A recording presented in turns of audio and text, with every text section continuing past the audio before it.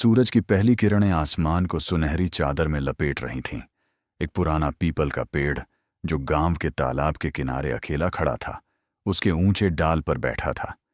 एक नीलकंठ पंखों में, नीले रंग की गरिमा पर आंखों में उलझन। कुछ ही देर में वहां एक सफेद कबूतर आकर बैठा। नीलकंठ ने गर्दन घुमाकर देखा। कबूतर भाई, सुबह सुबह कैसे आना हुआ? कबूतर मुस्कुराया। तुझे ढूंढ रहा था सुना है। तू सोच में है कि भाग्य बड़ा है या बुद्धि? नीलकंठ हंसा। कहते हैं किस्मत अगर साथ न दे तो सब व्यर्थ है। तू क्या मानता है? कबूतर ने आंखें बंद की, फिर धीमे स्वर में बोला, तेरे इस सवाल का जवाब मेरे पास है। एक इंसान की कहानी के रूप में सुनोगे? नीलकंठ ने धीरे गर्दन हिलाई। कबूतर ने बोलना शुरू किया। ये कहानी है राजू की। राजू, एक ऐसा नाम जो सुनने में आम लगता है, लेकिन उसके पीछे छिपी कहानी बहुत खास है। एक गरीब परिवार में जन्मा था। वो मिट्टी की दीवारों वाला घर, टपकती छत और मां की खांसी जो हर रात उसे डरा देती।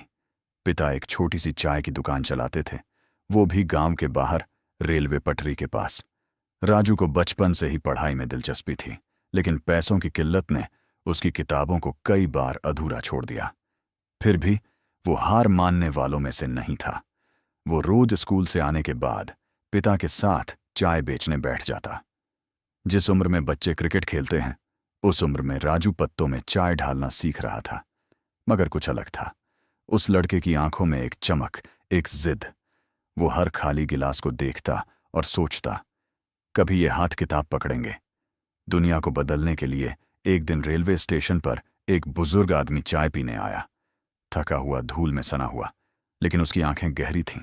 उसने पूछा, क्या पढ़ता है बेटा? राजू ने झिझकते हुए कहा, सर, बस जो समझ आता है वो पढ़ लेता हूं। बुजुर्ग मुस्कुराए। तो बताओ, न्यूटन का तीसरा नियम क्या है? राजू ने तुरंत जवाब दिया, हर क्रिया की बराबर और विपरीत प्रतिक्रिया होती है। बुजुर्ग चौंक गया। उसने पूछा, आईआईटी का नाम सुना है? राजू ने कहा, हाँ सुना है, लेकिन वहां जाना तो किस्मत वालों के बस की बात है। बुजुर्ग ने उसकी आंखों में झांका और कहा, कभी कभी किस्मत को तुम्हें पहचानने में वक्त लगता है। बेटा, उस दिन राजू के हाथ में वो आदमी कुछ नोट पकड़ा कर चला गया और एक सलाह देकर तैयारी शुरू कर दो, मैं फिर आऊंगा देखने। अब राजू के जीवन में बदलाव आया। दिन में चाय, रात में पढ़ाई, टॉर्च की रोशनी में वो किताबें पढ़ता जो दोस्त छोड़े हुए आते थे। मां की तबीयत खराब होती गई, लेकिन वो हर बार उसे दवा दिलाता, कुछ चाय बेचकर, कुछ उधार लेकर। पर एक दिन ऐसा आया जब डॉक्टर ने कहा, अब इलाज शहर में कराना होगा। राजू की आंखों में आंसू थे। उस रात उसने आकाश की तरफ देखा और कहा, अगर तू है ऊपर तो अब मेरी बुद्धि ही मेरा सहारा बनेगी। वो दिन रात पढ़ता रहा और अंत में जब जेईई का रिजल्ट आया, उसका नाम पहले 500 में था। पर आईआईटी जाना आसान नहीं था। कपड़े नहीं थे, जूते नहीं थे, फीस के पैसे नहीं थे, लेकिन गांव वालों ने चंदा करके भेजा और वो चप्पल पहनकर आईआईटी पहुंचा। आईआईटी में उसे एक नई दुनिया मिली। बड़े बड़े प्रोफेसर, अमीर घरों के बच्चे, चमकदार लैपटॉप और वो टूटी चप्पल में एक देहाती। पहले दिन ही क्लास में उसका मजाक उड़ा, गांव से आया है, क्या कर लेगा? पर राजू को फर्क नहीं पड़ा। उसने दिन रात लैब में रहकर पढ़ाई की, यूट्यूब से सीखा, अंग्रेजी के शब्दों का नोटबुक बनाया, और एक दिन जब एक प्रोजेक्ट के लिए सबने उसे बेइज्जत किया, तब उसने अकेले ही एक मोबाइल ऐप बना दी, स्टडी साथी। एक ऐसी ऐप जो बिना इंटरनेट के गांव के बच्चों को पढ़ाती थी। प्रेजेंटेशन के दिन सब दंग रह गए। प्रोफेसर ने स्टैंडिंग ओवेशन दिया। अब राजू का नाम चल पड़ा। एक स्टार्टअप फंड ने उसे पैसा दिया और वो स्टडी साथी को लेकर देश भर में गांव गांव घूमने लगा। लेकिन जिंदगी फिर परीक्षा लेने आई। मां की तबीयत फिर खराब हो गई और इस बार इलाज के लिए लाखों रुपए चाहिए थे। राजू टूट गया। तब उसने अपने ऐप पर एक डोनेशन फीचर जोड़ा, मां के इलाज के लिए मदद करें। 24 घंटे में पूरा देश झूम उठा।